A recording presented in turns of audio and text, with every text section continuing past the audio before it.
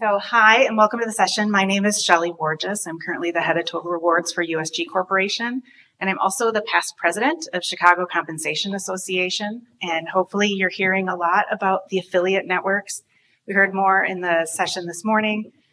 So if you're not a part of an affiliate network currently, I would highly recommend you go on the World at Work app and you can search in the affiliate chapter section for something that is local to you. Check out their websites. It's a really great way to get involved in your local community and to meet others that are dealing with the same things that you guys are dealing as well. I'm very excited about this session, and it's going to be interactive. There will be time for Q&A at the end. Definitely use the app for Q&A if you're interested, or you can raise your hand. We'll run a mic to you. There is captioning available in the app if you need it.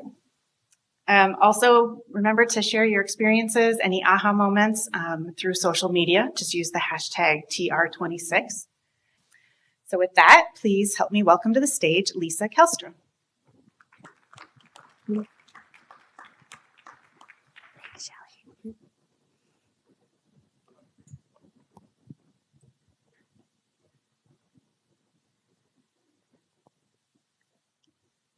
So something is happening here, and it ain't exactly clear. Something's happening here. What it is ain't exactly clear. I needed to update the earworm. I don't know if anyone was in the morning session. We had Fresh Prince. We had a little Jimi Hendrix. I just thought we should change things up a little bit. But something is happening here, and it really isn't clear. It's not just burnout. It's not hybrid work. It's not even just AI. We are dealing with emotional complexity at a scale we've never seen before. There's misinformation, disinformation, fake news, organizational fear, uncertainty, at levels and in ways that none of us have been able to navigate in the past. Heck, I'm flying to Europe in a couple of weeks, and I'm not sure there's going to be fuel for that to happen.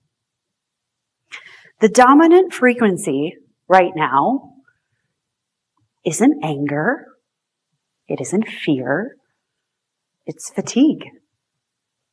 We are tired. We've been holding so much for so long, and it just kind of keeps piling on. Our nervous systems are overloaded. We have oftentimes reached our limits, reached our capacity. Glennon Doyle talks about this in her book, Untamed. She kind of talks about us all being floating buckets in the world. I don't know if anyone has read Glennon's work, but she talks about us being buckets. We all kind of float around in the world, and we have a certain amount of capacity, a certain amount of space that our bucket can fill. Once we reach that limit, we spill over. Our job as leaders is not to eliminate the emotional complexity. It's to increase our capacity. It's to make ourselves a bigger bucket. Think about an athlete. They show up every day ready to perform, ready to go. They walk into the arena and they are present.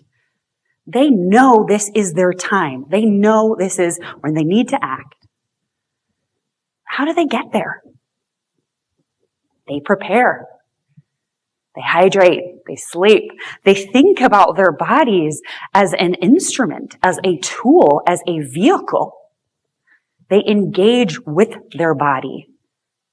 They treat it as the entity that is necessary to do their work. Do we do the same? Do we show up in the spaces and places ready to hold and be prepared? Do we think about our bodies as instruments to lead the teams and peoples around us? I don't always think so. I think there's some opportunity there because if we are not resourced, we need to learn how to be resourced. That is the call of leadership. And when we are resourced, then we can hold the room for others. We are the ones that define inclusivity. We are the ones that determine belonging. We need to regulate our own nervous system in order to hold the room for others. Leadership is not about being in charge. It is about taking care of the people in your charge. Such a good quote. I'll say it again. It's Simon Sinek. We all love him. Leadership is not about being in charge. It is about taking care of the people in your charge. And who saw Todd this morning? Were we all at Todd? Pretty much. Love it. Love it. That includes yourself, right? Lead self. Lead self, lead others. So in our time together, we are going to talk a little bit about how to do that. But before we get there, I want to give you a little bit of background on me, the lens unto which I view the world. My name is Lisa Kjellstrom. I'm a leadership facilitator, consultant, storyteller, coach. I've helped a lot of leaders in a lot of countries for a lot of years. When I'm asked, because you see a lot of words here on the slide, when I'm asked about my bio, the closest way I can think of is to say I'm a honeybee of leadership development. I'm consistently curious. I fly from organization to organization. I get wisdom, hopefully share some wisdom in advance. And then I fly around to other organizations. I work with several different groups, and I hope that there's a cross-pollination that happens so that we can serve, so that we can lift leaders up in multiple different places. I partner with Harvard University. They're put together leadership development programs at scale. So for folks just like you, we're doing virtual, we're doing face-to-face. They are on long-term leading journeys. It is an investment. I also partner with Decker Communications, and there I serve as an executive presence coach. And that isn't really what it sounds like. It sounds a lot like the TED-style talking kind of coach, where we're talking about eye communication and pauses and, vocal variety. Yes, it's that. But more importantly, it's the presence piece of executive presence that we focus on. How do you harness your presence? I work with the California public sector. They're working with governmental employees. So they are really dealing with the forefront of VUCA, volatile, uncertain, complex, ambiguous. They are constantly being asked to do more with less resources. And the work that they ask me to teach on is emotional intelligence, stress management, and team development. That's what's up for them. That slide went by itself, I promise. Last but not least, I work in the Young Presidents Organization. And there, YPO, for those that don't know, it's like 35,000 executives globally. I work with small, little, tiny pockets, so 7 to 10 executives, and I'm on a 4-year journey with them. And what I do is I just hold a space. I just show up. That is literally what I do. There is a framework. And then I let them do the work, because all they want to do is talk about how heavy it is to hold everything. They never feel seen. They never feel like there's somebody that can relate to what they're going through. Yes, they have their families, they have their communities, but they don't have people walking in their shoes. So to be in a room with like-minded people that are willing to hear what you have to do and how hard it is for you to hold, and then kind of mirror back to you, all I have to do is show up. Sometimes I fly my honeybee self across the Atlantic. I work with a company called Olivia Mythodrama. We use Shakespeare as the backdrop of leadership development. So I promise you, I won't break into any Hamlet or Merchant of Venice right now. But it's really interesting to see the human patterns that live below and above the surface. What are the characters on our stage of life that are unknowingly calling the shots? We might unwittingly not know how we are showing up, and so much of leadership is about being self-aware. I know there's a lot of organizations, there's a lot of background, there's a few more on there too. Some people collect wine, I collect email addresses, job titles, I keep doing it.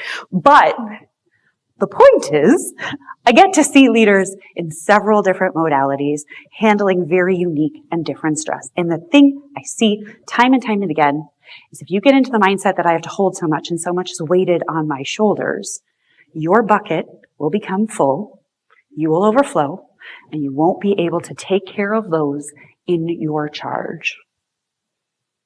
Instead, my invitation is to move from the world on your shoulders to instead carrying the steady center. So we're going to talk through how do we do that, the inner work of being the steady center. We're then going to shift and talk about leadership space. What is fixing versus holding space? What does that look like? And we're going to talk about recognizing unsustainable stress in your employees. It's not just about burnout. We're going to ground in a couple of really practical frameworks. There'll be two that we'll chat about. And you can bring those back and apply them in your everyday work. So the inner work of being the steady center.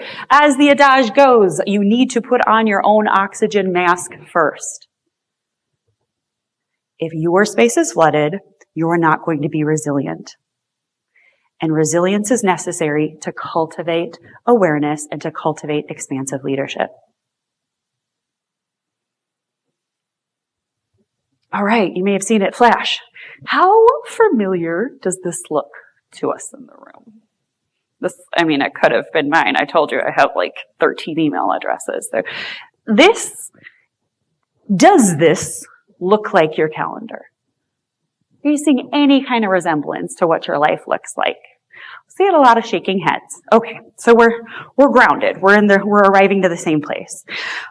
My ask is, if you were to hire an archaeologist and ask them to excavate your calendar for the last 30 days, what does it say about you? What does it say about your mission, your vision, and your values as a leader? Are they aligned? Is where you're spending your finite resource of time aligned with your vision, mission, values as a leader? And if not, that's not failure. That's where the work begins. Your calendar is a moral document. And if you think about it that way, if you kind of remove yourself and put on an archaeologist hat of your own, you can think about the blocks of time and how you're spending them every day. Does it align with who you are, who you want to be as a leader? Is your calendar running you, or are you running your calendar? I know those Slack pings, the Teams pings, the WebEx pings, the emails, the calendar blocks, all of that. We are constantly bombarded with alerts. I was listening to Todd this morning, I was listening to Sean last night, and still my watch was going, my email was going, everything was pinging. That is just modus operandus for so many of us. There's a study that says 47% of the time, the adult mind is distracted. 47% of the time? I'm not a statistician, so I'm going to round it up. I'm just going to go with a cool 50. We're going to say half of the time, the adult mind is distracted. What? Half of the time, we're distracted? And then add into that the fact that there's switching costs that we have to consider. And switching costs is if you're doing task A, and all of a sudden, you need to switch to task B. You're pulled out. Somebody taps you on the shoulder, says, hey, we need you, something urgent. Or you kind of get distracted yourself because you look at that Slack and then you're like, oh, wait, I'll just go do this real quick. Then all of a sudden, it requires 20 minutes for you to come back and focus on task A again.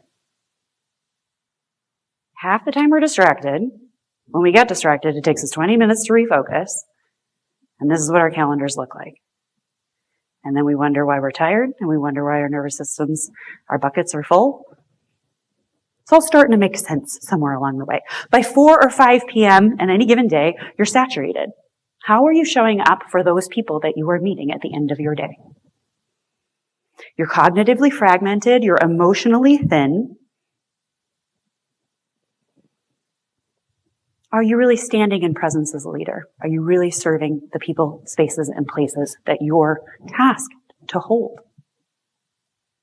There's a study done by Harvard University that talks about spacious mode, the importance of spacious mode. being expansive, looking up, the I have a dream, open, unhurried, slow. Think about your favorite little one in your life, niece, nephew, kids, grandkids, whoever that might be. My goodness, do they live in spacious mind. They're so good at it. They're so on, try and put shoes on and get out of the house at any given time. You'll see their spacious mode activated. But they're so curious. They're so observant. They're noticing. They're constantly inquisitive. How much of the time are we not bringing spacious mode into our work? And how are we doing it a service to the people whose job it is to act with agency and improve the company, and our job is to hold them in that space? Pausing is a critical act of leadership. Making time in your calendar to pause is absolutely essential. We do not dare to pause. We live in the Marshall Goldsmith, that what got you here won't get you there vibe. We were the doers. We were really good at the doing stuff. The doing stuff was great.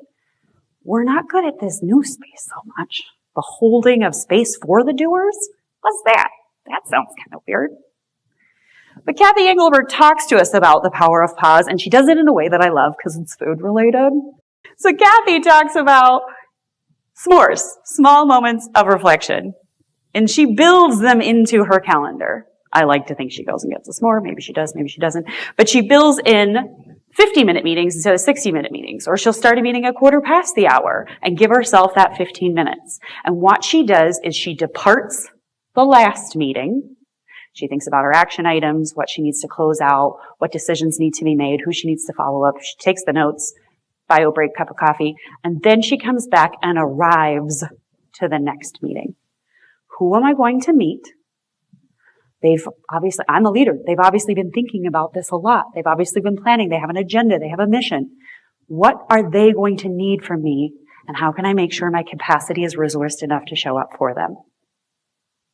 So I encourage you to build s'mores into your day, not just because they're delicious, but because they actually build in the ability to dare to pause.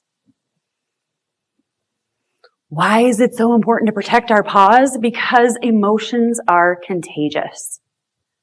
Not just metaphorically, neurologically. I don't think I told you, but my mission is to help leaders believe in the magic of their own unique possibilities. That's the mission that I serve in the work that I do every day, in all the spaces and places that I show up in. And if you think about it, this is a Wharton study, one emotionally expansive person on a team can change the mood, the cooperation levels, and the performance outcomes of that team. Just one person. That's like Harry Potter magic, people. That is really cool. You can have that kind of ripple effect. One person, one emotionally expansive person, one person that is practicing spacious mode can change the mood, cooperation, and the performance outcomes of the team. I think that's so cool. But if you add to this expansive mindset what we call the leadership affect, which is not necessarily your title, it's not where you sit on an org chart, it's when people know you're in that seat of leadership. You are increasingly, exponentially more visible as a leader. It's just the science. People are going to look to you. They're not necessarily just going to look for your words. They're going to look for your pace, your voice, your tone. They're scanning you. They're scanning your energetic frequency at all times. So if you vibrate panic in a room, the room matches it. And if you are grounded, they will match that too. One leader increases agency. One reduces it. One increases noise. The other reduces it. One serves to regulate. One serves to distract. Which leader do you want to be? The work of being the steady center isn't passive. It's tactical. It's practical. You have to show up every day. You have to show up at every meeting. You have to build in, carve in, take back your time so that you can show up and serve those in your charge. Two different modes we're going to talk about: fixing versus holding space. Fixing, again, that's the doer. That's the thing we were really good. You're rushing in. You have the solution. You can act with speed. You can remove discomfort. You can find all the answers for people. Or there's holding space. Holding space is about increasing your capacity, moving slower. It's human. It's really uncomfortable. Here's the first of the two frameworks. Holding space. 3 action steps. Head, heart, and hands. So head, this is unclear right now. Naming it. So important. You know the number one way to get somebody's attention? Call them by their name. It has such power. Name. Hey, this is really unclear. I know this is a stretch. This is new. I didn't think this was coming in the way that it did. Name what's here. Heart, describe it. Slow down the moment. Pause before responding. What feels the most uncertain right now? And then listen. 2 ears, 1 mouth, all that good stuff. Allow the silence. That's probably one of the greatest things we can do as a leader, is get comfortable sitting in silence. Silence builds safety. And then hands, we're showing them how to create agency. We're not going to fix it. We're not going to solve it. We're not going to tell them what to do. We're going to ask them, what's one thing you can stabilize in this situation, in your workload, in your work week? Where do you still have choice? And then listen to them. See if you can increase their capacity because you're grounded and you're not panicked and you're vibrating from that grounded place. So holding space, 3 steps: head, heart, hands. As we all know, pressure is inevitable. Some say pressure is a privilege, right? We get to do this work. We get to be in these spaces and places with these people. We get to show up. What a gift. We get to bring our unique, spicy self, like Todd was saying, everything that makes us uniquely us, to the job, to the role, and we get to make work come to life. But when pressure starts to feel like panic in our system, we get more controlling. We go back to our old behavior patterns. We start to fix. Everything narrows. We kind of get tunnel vision. Teams become dependent in that situation. They no longer problem solve or stand in their own agency. They just wait for instruction. And over time, attrition rises, disengagement rises, trust quietly erodes. Our competitive advantage is no longer speed. It's source. AI replaces so much of our transactional work, our processes. You know, right? Like we all know, we're all in AI all the time. It can't replace the human capacity to sit in discomfort. It can't hear a team member say, I'm fine. And know there's a whole play happening underneath the surface. It can't tease that out. Let me sit with you. Let me head, heart, hands here. Let me slow this down. What's really going on? Where can we create options? Where can we give you some space? Where can we let you breathe so that your agency comes back online, your decision-making vehicle comes back online, and then you can move to act? This is the time of human leadership. How often are you acting from a place of urgency instead of a place of intention? Awareness of our mechanisms in our body increases space. Space increases choice. Choice increases leadership, restores agency.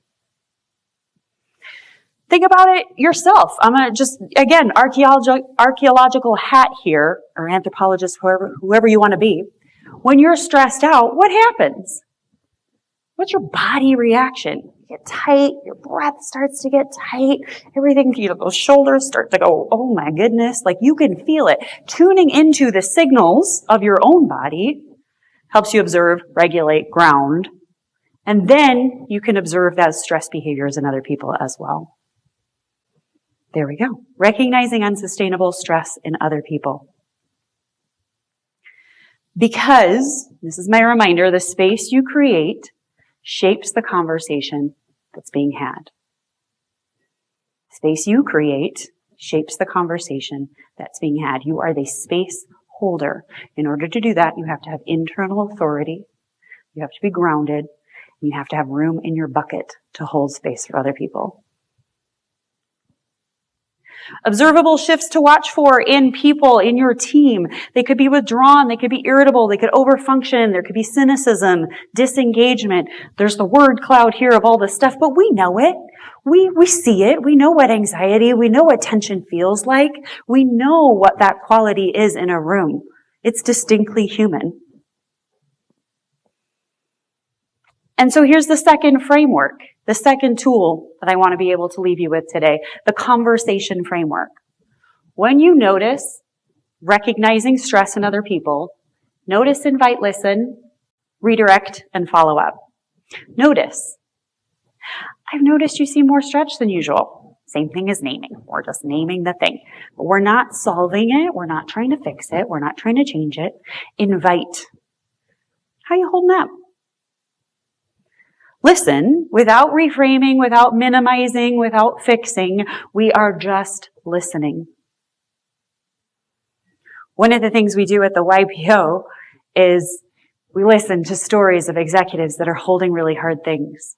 And then we go around the room and we say, I steer this conversation. It is not easy. I'm a victim to it myself. Don't give advice. Tell stories.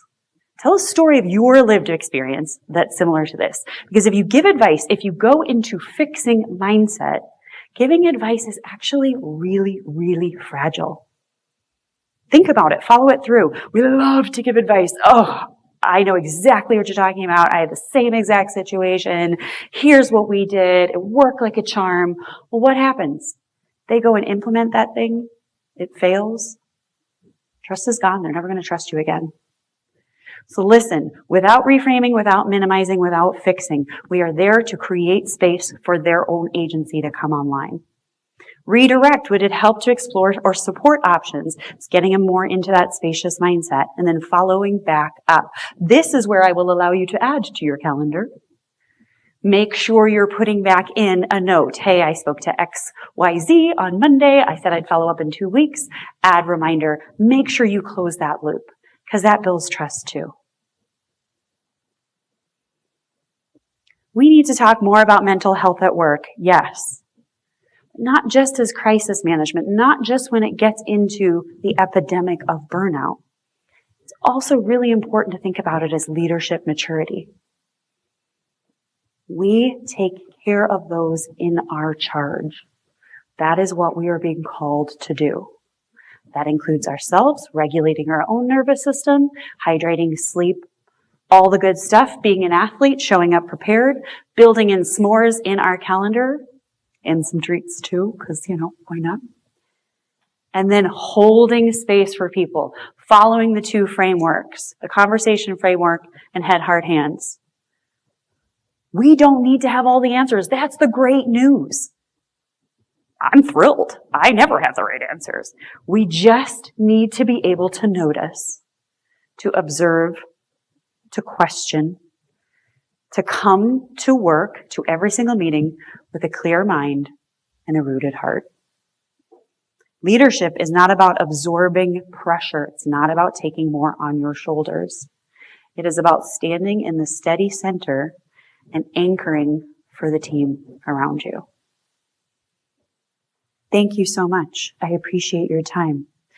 Oh, it's going. So there we go. We're right on time. See if there's any questions, and we can run mics or we can do it in the app, whatever works for you, if there's time for a couple of questions.